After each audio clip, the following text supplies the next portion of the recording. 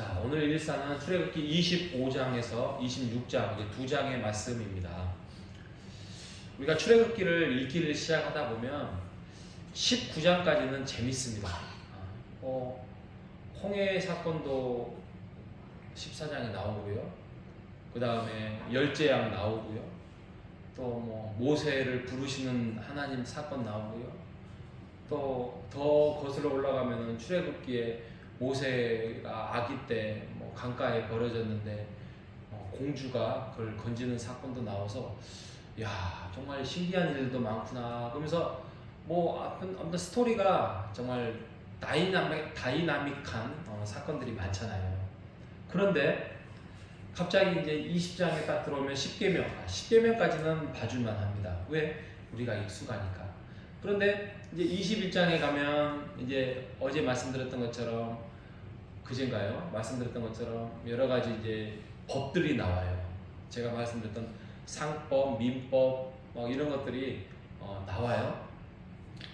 뭐 법에 대해서 좀 관심 있는 사람들은 그렇게 또 읽을만 하고 들을만 하고, 아하, 하나님께서 이렇게 이스라엘 백성들과 함께 살아가면서 그 법을 지키면서 서로 사랑하라고 하는구나.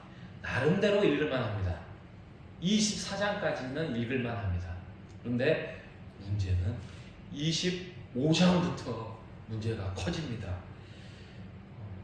24장까지는 말씀드렸는데 25장부터는 이제 숨이 막히죠. 25장부터는 이제 성막에 대한 설계도가 쭉쭉쭉 나옵니다. 성막을 우리가 실제적으로 본 적도 없고 사진으로 이제 뭐 모형으로 본 적은 있지만 실제적으로 본 적도 없어서 이게 머리에 그림도 안 그려지고, 또 설계도에 대해서 이렇게 해라 저렇게 해라 뭐 아주 치밀하게 말씀을 나누고 있습니다. 이게 자그마치 중간에 32장과 34장의 금송아지 숭배 사건 외에는 다 성막, 40장까지 성막에 대한 말씀입니다. 그러다 보니까 출애굽기를 내려놓을 때가 많고 포기할 때가 있습니다. 언제 기회가 되면 그 성막에 대해서 제가 설교를 하든지 성경 공부를 하든지 그런 기회가 있을 것입니다. 우리가 출애굽기와 레위기를 하나님의 은혜의 보고다. 이것은 정말 하나님이 주신 최고의 선물의 말씀이다라는 성경 말씀을 우리가 고개를 넘기 위해서는 우리가 이 성막을 정복을 해야 될 것입니다.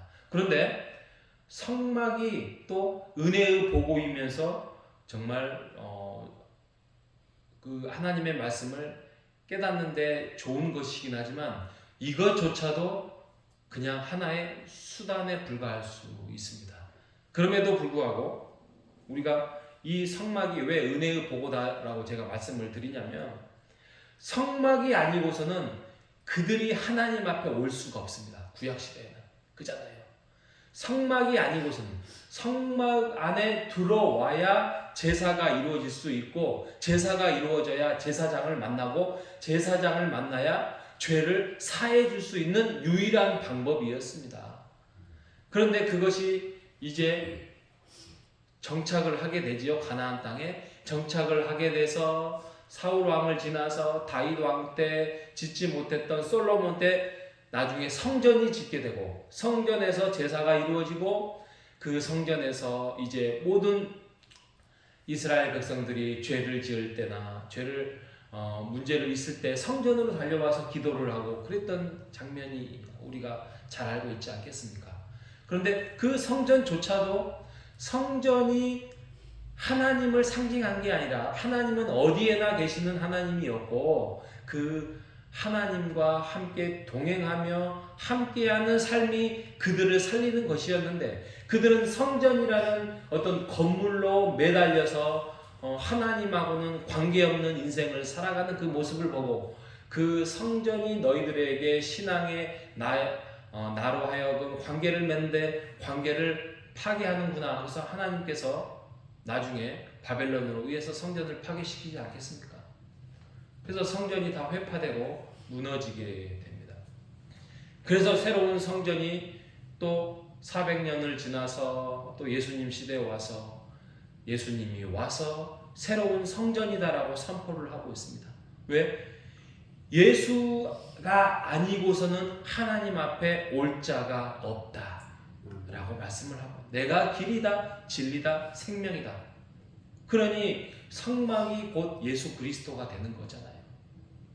그래서 예수님이, 우리가 예수 외에는 다른 방법이 없습니다. 하나님 앞에 하나님을 만날 수도 없고 하나님의 말씀을 들을 수도 없고 하나님의 말씀을 깨달을 수 없습니다. 그래서 예수님을 지나서 성령님이 우리에게 깨닫게 해주시면서 우리가 교회로 모여서 하나님의 말씀을 듣는 거 아니겠습니까? 이것도 마찬가지죠. 우리가 교회를 뭐라 하죠? 지금 이거를 교회당, 그죠? 예배당이라 하죠. 이거 건물 자체를 교회라고 하지 않아요. 그냥 호산나 교회, 편하게 그러는 거지. 이것이 교회당. 그런데 이 교회당 안에서 주님 앞에서 뭐 번제를 드리거나 뭐 제사를 드리러 우리가 오지 않지만 상징적으로 우리의 죄와 우리의 마음과 우리가 하나님과 함께 예배드리기 위해서 모이는 성도들의 이 공동체, 이것이 바로 교회라고 하나님께서 주신 선물이 아니겠습니까? 그러기 때문에 귀한 거예요. 성도, 거룩한 성, 무리도, 무리들이, 거룩한 자들의 무리들이 모여있는 곳, 그것이 바로 교회가 되는 것입니다. 그래서 우리가 함께 예배를 함께 드리는 것, 하나님이 기뻐하시는 거예요. 우리가 하나님 앞에 이 교회를 함께 만들어가는, 애쓰는 것, 그것이 하나님이 좋아하시고 기억하시다는 거예요. 오늘 25장에 처음에 이렇게 말씀하십니다. 여호와께서 모세에게 말씀하시되 25장 2절에 보면 이스라엘 자손에게 명령하여 내게 예물을 가져오라. 예물을 가져오라. 예물이 얼마나 있었겠습니까? 출애굽에서 가져온 뭐 금비녀가 얼마나 있었겠습니까? 아니면 금가락지가 얼마나 있었겠습니까? 있긴 있었죠. 그런데 그런 것들을 뭐라고 하냐면 나에게 예물을 가져오라 하고 조건이 있습니다. 기쁨으로 내는 자가, 뭘로? 기쁨으로, 기쁜 마음으로 내는 자가 내게 바치는 모든 것을 너희는 받을지어다. 모세 너는 받을지어다. 하나님께 가져오는데 인색함으로나 아까움으로나 이런 거 말고 정말 기쁨으로 나에게 예배하는 마음으로, 제사하는 마음으로 드리는 자가 그것을 너희가 받을지니라 라고 말씀을 하고 있습니다. 이게 나중에 출애굽기 마지막에 가서도 그 말씀을 하고 있어요. 기쁨으로 드리는 자. 이게 나중에 예수님 시대에도 말씀합니다. 너희가 뭐 박하나 회양이나 그런 거 뭐 가져오는 것이 중요한 게 아니라 그 마음으로 드리는 것이 중요하다. 사도 바울도 말합니다. 하나님 앞에, 성전 앞에 드릴 때 고린도 후서에 보면은 기쁨으로 드리는 자, 즐겨내는 자를 하나님께서 기뻐하신다라고 말씀을 하고 있지 않겠습니까? 우리가 하나님 앞에 드릴 때 제일 중요한 거는 하나님 앞에 나아오는 나를 드리는 거예요. 이것만큼 값어치 있는 거 없습니다. 하나님이 가장 기뻐하는 거예요. 우리가 성령님이 이제는 어디에나 계시고 하나님이 눈동자와 같이 어디에나 계시기 때문에 맞습니다. 내가 일주일 동안, 삶 동안 지금도 살아가면 내가 직장에 있는 것도 성령님이 함께 계시고 또 내가 어떤 사람들과 모임 안에서 거룩하게 살아가는 그 모습 안에서 있는 것도 하나님이 함께 계시고 또 내가 사람들과 함께 더불어서 있을 때, 가족들과 함께 있을 때도 하나님이 함께 계십니다. 그런데 오늘 하나님께서 말씀하시는 것은 거룩한 자들이 함께 모여서 하나님께 예배드리며 나를 드리는 그곳, 어디죠? 이 예배 처소 안에서의 예배 드리는 자들의 하나님께 나를 드리는, 예배 드리는 그것이 하나님이 가장 기뻐한다는 것입니다. 근데 어떻게 드린다고요? 기쁜 마음으로. 그래서 우리가 교회를 올 때에는, 특히 주일날 하나님 앞에 예배드리러 올 때는 우리가 싫어서 오면 안 되고, 귀찮아서 오면 안 되고, 습관으로 오면 안 되고, 우리가 기쁜 마음으로 와서 우리 성도들과 함께 기쁜 마음으로 나아오시는 우리 모두가 되시기를 바랍니다. 오늘 컨디션이 안 좋습니다. 오늘은 어제 일이 너무나도 스트레스 받아서 오지 않겠습니다. 그냥 영상 예배 드리겠습니다. 그냥 오늘은 좀 쉬겠습니다. 그럴 수는 있어요. 막 이렇게 인상 찌푸리고 오는 것보다는 차라리 교회를 만약에 오는 것이 정말 힘들면 믿음의 분량이 아직 안 되니까 그럴 수는 있어요. 제가 100번 양보해서.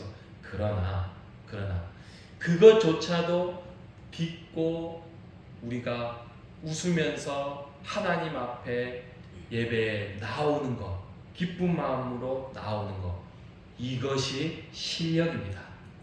이것이 성장이에요. 딛고 일어서는 것, 인내하고 나오는 것.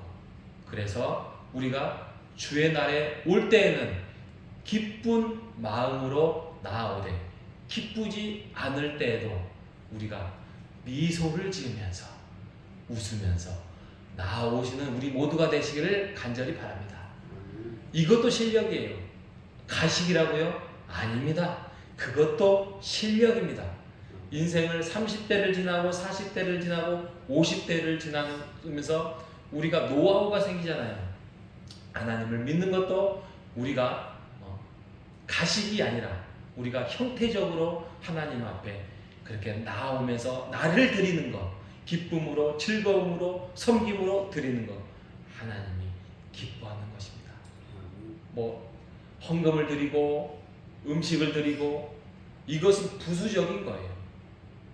제일 중요한 건 내가 주의 날을 하나님 앞에서 기쁜 마음으로 드리는 것, 이것이 하나님이 기뻐하는 것입니다.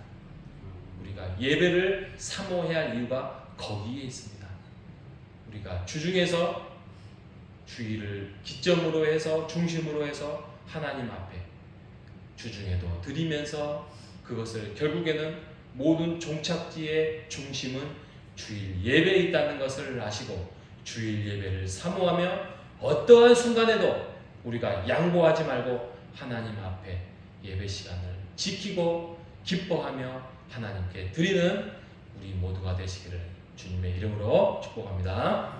하나님 감사합니다. 성막이 성전이 되고 그 성전이 예수 그리스도의 몸이 되었고 그 예수 그리스도의 몸이 성령으로 모이는 성도의 무리가 교회가 되었습니다. 하나님, 그 교회야말로 죄를 사해 줄 수 있고 그 교회야말로 우리가 함께 모여서 하나님을 기쁘시게 하고 즐겁게 할 수 있는 이 세상에서 둘도 없는 가장 소중한 거룩한 공동체임을 우리가 오늘 말씀을 통하여서 깨닫습니다. 하나님, 우리가 주의 날에 기쁜 마음으로 주님을 만나 뵈러 올 때에 성도들과 함께 마음을 나누고 우리가 함께 기뻐하고 즐거워하며 슬픔이 있을지라도 그 슬픔을 나누면서 기도로 나누는 자들이 되는 우리 호산나 교회가 될 수 있도록 주님 인도하여 주시옵소서. 그래서 아름다운 공동체, 주님이 기뻐하는 공동체, 하나님의 역사가 이루어나는 교회가 될 수 있도록 주님 인도하여 주시옵소서. 살아계신 예수님의 이름으로 기도합니다. 아멘.